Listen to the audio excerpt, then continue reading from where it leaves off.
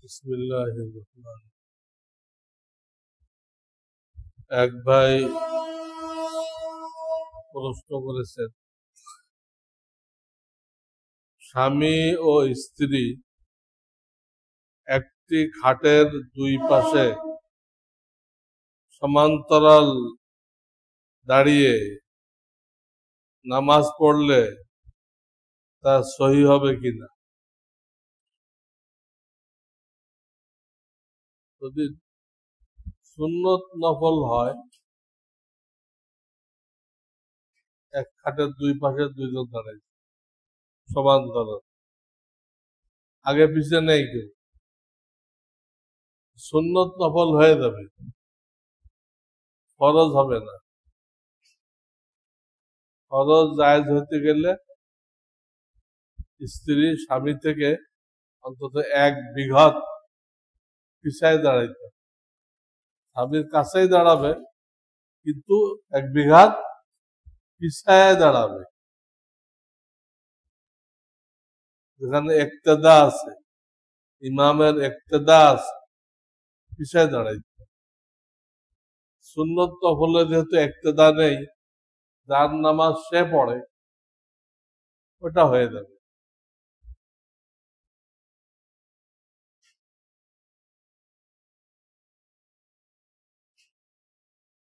এগুলো পোলার কোম্পানির আইসক্রিমের মধ্যে ই কোড না পেলে কি এগুলো খাওয়াতে শরীয়তগত কোনো বাধা রয়েছে? কোনো ই কোড যখন নেই তো খাওয়া যাইতে পারে, খাওয়া যাবে। তবে যদি কেউ সতর্কতার জন্য না খায়, সেটা এই কোম্পানিগুলো কাদের? কোন বিদেশি কারণ না, খাইতে পারবে, না খাইলে সেটা তার সতর্কতা, হারাম ফতোয়া দিবে না, সে না খায় না খাবে।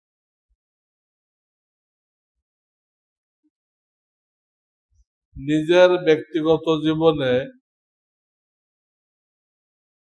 পরিপূর্ণ দিন আসুক এ ফিকির না করে যদি ইসলামী খেলাফত কায়েমের সার্বক্ষণিক ফিকির করা হয়,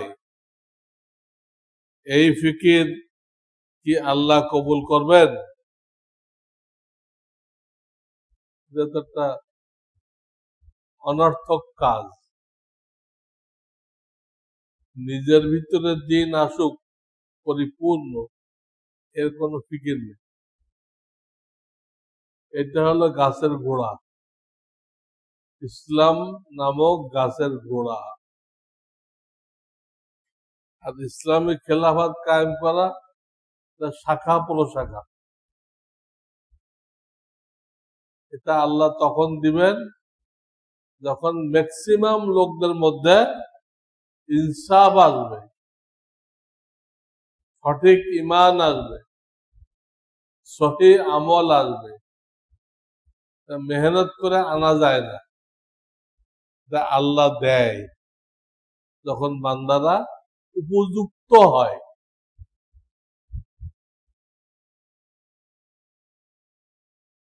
দেখেন না, অনেক ছাত্রদের স্যারেরা বোর্ড পরীক্ষায় দেয় না কেন? কি অন্যায়? স্যারেরা বুঝছে এটা কি হয়নি, উপযুক্ত হয়নি, প্রতিষ্ঠানের বদনাম করে। তো আল্লাহ তাআলা 18 পারা সূরা নূর, সূরায় যেখানে মা আয়েশার পবিত্রতা বর্ণনা করেছেন, মুনাফিকরা অপবাদ দিছিল, ওই সূরা বলে দিছেন তোমরা নিজেরা ঈমান আমল ঠিক করো, অন্যদেরকেও ঠিক করাও। আমি আল্লাহ ওয়াদা করতেছি, অঙ্গীকার করতেছি, আমি তোমাদেরকে জমিনে কর্তৃত্ব দিব, ক্ষমতা দিব। পয়লা শর্ত লাগাইছে কি, তোমরা যার যার ইমান আমল ঠিক করো, অন্য কেউ দাওয়াত দাও, লাগাতার দাওয়াত চলবে। وعد الله الذين آمنوا منكم وعملوا الصالحات لا يستخلفنهم في الأرض لا يستخلفن, এই শব্দটা খেলাফত থেকে আসছে। লা ইয়াস্তাখলিফান্না কিছুর থেকে আসছে? খেলাফত, রাষ্ট্র ব্যবস্থা, ইসলামী রাষ্ট্র। আল্লাহ কাছে ইমান আমল ঠিক করো, এতে আমি খুশি হইলে আমার ওয়াদা আমি এটা দিব। তোমরা আসল কাজ না করে ইসলামী খেলাফতের জন্য দৌড়দৌড়ি করবা, কখনো দিব না। তোমার নিজের ভিতরে ইনসাফ নেই, আদল নেই, ন্যায় পরায়ণতা নেই, ইমানদারি নেই, দিনদারি নেই। তোমার মতো বাটপারদেরকে আমি দিব? তোমার মতো বাটপারকে আমি ইসলামী খেলাফত দিব? ইসলাম ডুবাইতে? হ্যাঁ, পার্সেন্টেজ বের করেন। বাংলাদেশের কত ভাগ চোর, ডাকাত, ছিনতাইকারী, বাটপার, শয়তান, কত ভাগ? সবাই তো পাসপোর্টে মুসলমান। এরাই তো আর ডাকাত, এরাই তো ছিনতাইকারী, এরাই তো খুনি, এরাই তো লুটেরা। এদের সংখ্যাই বেশি। এই জাতিকে দিয়ে আপনি খেলাফত কায়েম করবেন, ইসলাম ধ্বংস হয়ে যাবে। ইসলাম যে কায়েম করতে আসবে ওরা তাকেও মেরে ফেলবে। যে কেউ ইসলাম কায়েম করতে আসবে, এই খুনিরা একেও খুন করবে। সস্তা না। দেশের অধিকাংশ লোক ইমানদার হইতে হবে, তারপরে আল্লাহ তাআলা দিতে পারে। সহি লাইনে মেহনত করলে হয় কি, খেলাফত পান আর না পান, আপনার মেহনত কাজে লাগছে। কোরআনের লাইনে করছেন আপনি, কোরআন যেভাবে বলছে। আর এখন যারা গণতান্ত্রিক লাইনে করতেছে, এরা কিয়ামত তাক খেলাফত কায়েম করতে পারবে না এবং ওদের মেহনত বাতিল। কেন? কোরআনই তরিকায় করে নাই। অমুক পীর বলেন, তমুক পীর বলেন, দে পীর বলেন, বেকার মেহনত, অনর্থক মেহনত, চরম মূর্খতা। লোকদের ইমান আমলের কোনো খবর নেই। আপনি ইসলাম নিয়ে লাভাই দিন। আপনি এখনো 5 পড়েন নাই, আপনি বই কিনছেন, হ্যাঁ, মাস্টার্সের। 5 পড়া হয় নাই, মাস্টার্সের বই কি করবেন আপনি? কোন কাজে লাগবে বই? ইমান আমল ঠিক করাতে হলো ফাউন্ডেশন। এটা ম্যাক্সিমাম লোকের হলে আল্লাহ যদি খুশি হয়ে দেয় তো দিন, না দেয় না দিবে, আপনার মেহনত কামিয়াব। আর গলত লাইনে করলে দিবে তো না, আপনার মেহনতটাও বাতিল, আপনার জিন্দেগি বাতিল।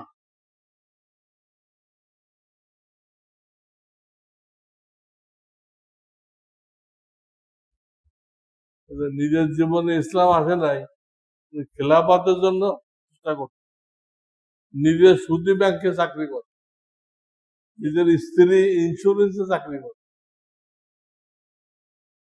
এইসব বাটপারদেরকে আল্লাহ দিবে, তো বাটপারের থেকে বড় বাটপার, বুঝছেন নাকি? ইসলামের নামে যত দল দেখতেছেন সব এই অবস্থা।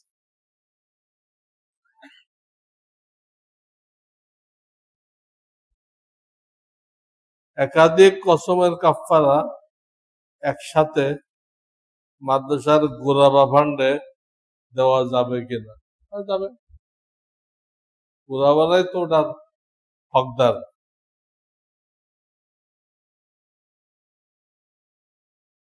আমার কোনো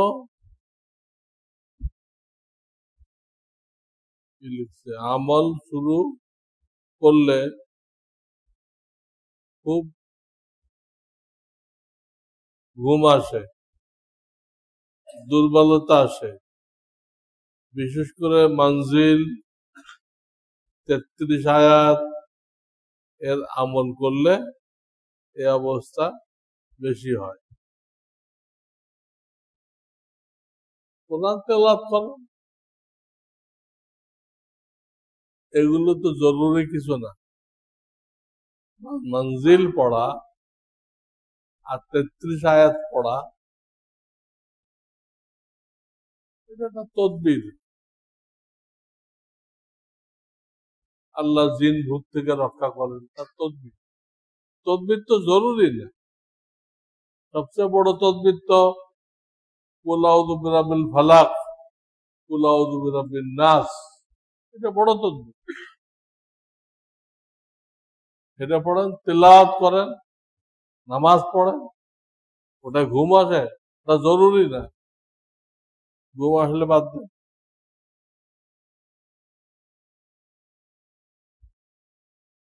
সাধারণ সেলোয়ার থেকে কাবুলি সেলোয়ারের পার্থক্য কি?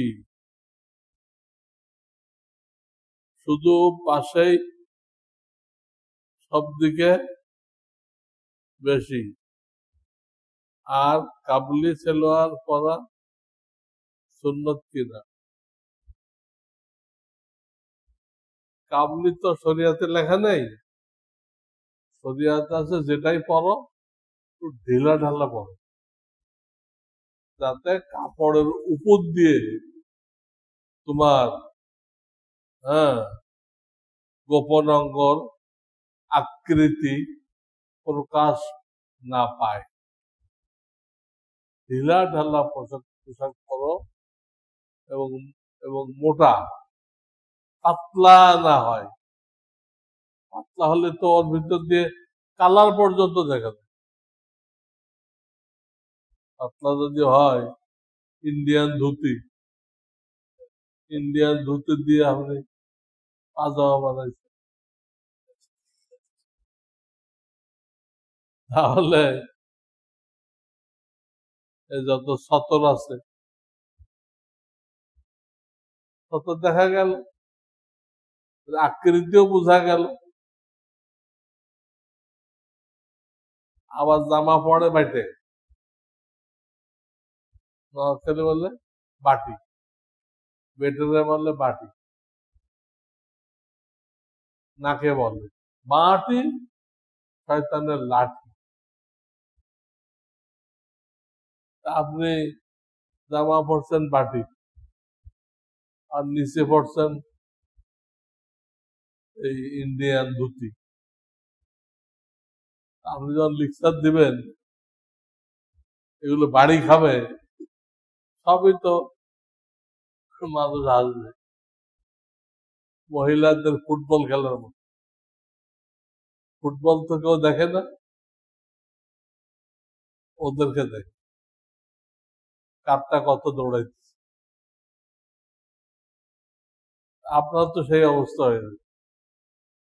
এই জন্য লেবাস হইতে হবে মোটা কাপড়ের, কোনো ভাবে শরীরের কালার জাহের না হয়,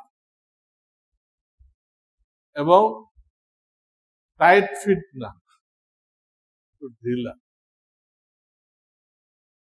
এবং জামা লম্বা হইতে হবে হাঁটুর নিচ পর্যন্ত,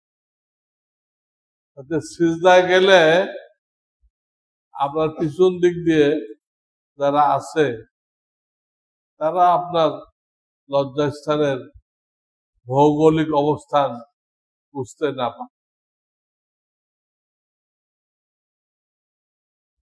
সিজদায় গেলে এটা পিছনের লোকদের পিছনের কাতারে যারা আছে তাদের নজরে পড়ে। এই জন্য জামা লম্বা হওয়া জরুরি। তাতে কোনো অবস্থায় খোলামেলা দেখানো যেরকম হারাম, কাপড়ের উপর দিয়ে দেখানো হারাম, ওটাই হারাম। খেয়াল রাখ। আল্লাহ আমাদেরকে শরীয়তের হুকুম বুঝবার তৌফিক দান করুন। কাবলি হলো না দিল্লি হলো এগুলো কোনো কথা না। কথা হলো লিবাস এমন হইতে হবে আপনাকে দেখতে কোনো বিধর্মীর মতো দেখায় না। বিধর্মীর মতো এমন লিবাস পাচ্ছেন যে দেখবে বুঝবে এই লোকটা হিন্দু। ধুতি পড়ছেন, দশটা দেখেন, আমাকে দেখলে কি বুঝবে এই বেটা হিন্দু। আবার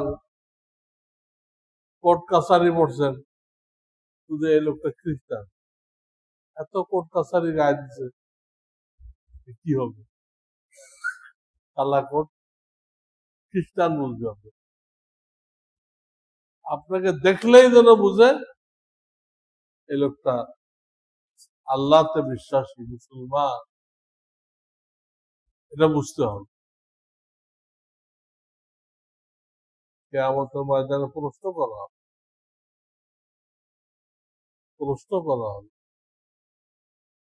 আমার নবীর লিবাসের কথা বলে আসছিল, এর মধ্যে তুমি কি ত্রুটি পাইছিলা সেটা না পরে বিধর্মীদেরটা পড়লা, টাই লাগাইলা, কি ত্রুটি ছিল জব দিয়ে করতে হবে। নবী আলাইহিসসালামকে আল্লাহ আদর্শ করে পাঠাইছে, তিনি লিবাসের আদর্শ রেখে গেছে।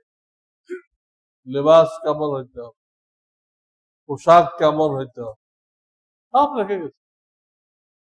জানেন না, জিজ্ঞাসা করেন।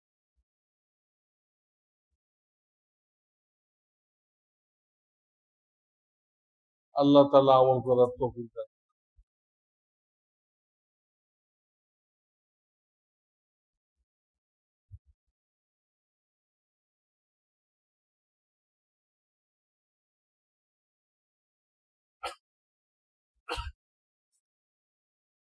اصلح لنا